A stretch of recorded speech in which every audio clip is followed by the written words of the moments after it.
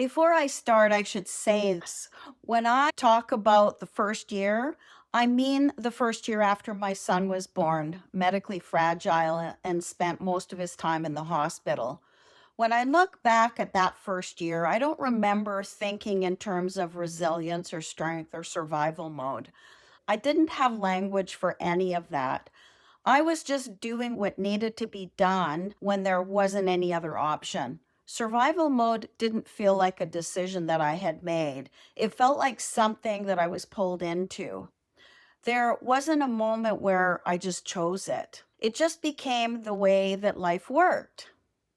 What that first year taught me is that survival mode narrows your world, not emotionally, but practically. Your life gets a lot smaller and tighter. It becomes about logistics, schedules, machines, appointments, the next feed, the next alarm, the next crisis.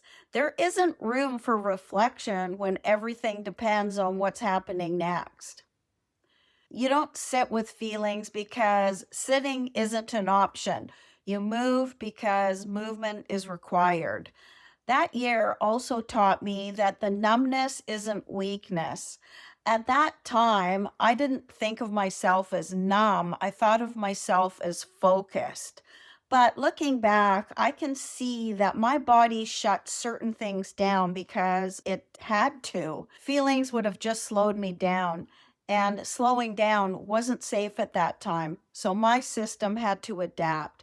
It's filtered out anything that wasn't immediately useful. That wasn't failure, that was efficiency.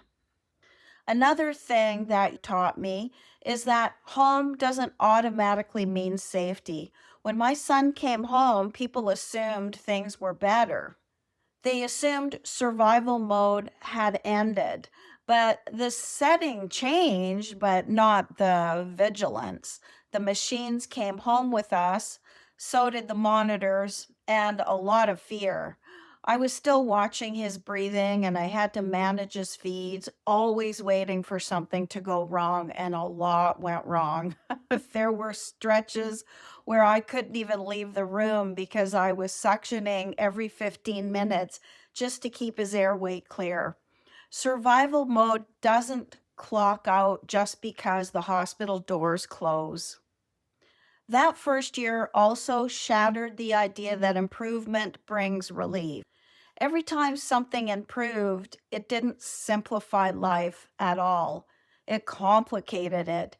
Every improvement came with another layer of care and usually another medical crisis to deal with. Progress didn't bring peace. It brought more responsibility, more things to manage, more ways something could go wrong. That's not something people talk about much. I also learned that you don't process trauma while it's happening. There was no time to grieve that year. There was no time to absorb what was actually going on around me. No time to feel the weight of it. Survival mode postpones those emotions. It doesn't erase it. And I didn't understand that until much later on.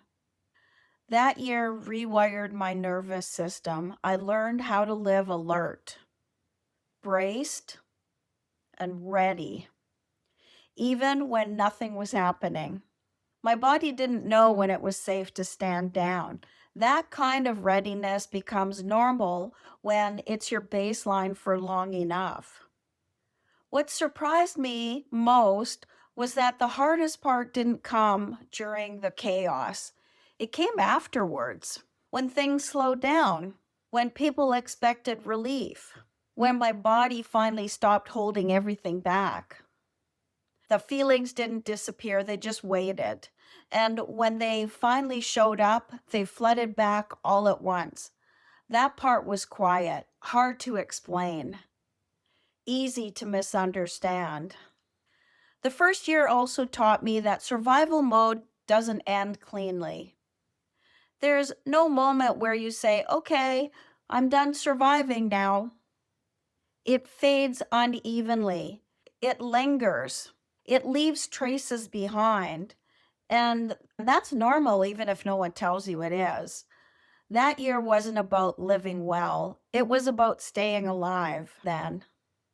It actually came a lot later, after the crisis, after the adrenaline, after the world expected me to be okay again. The question that stayed with me was simple and heavy and persistent.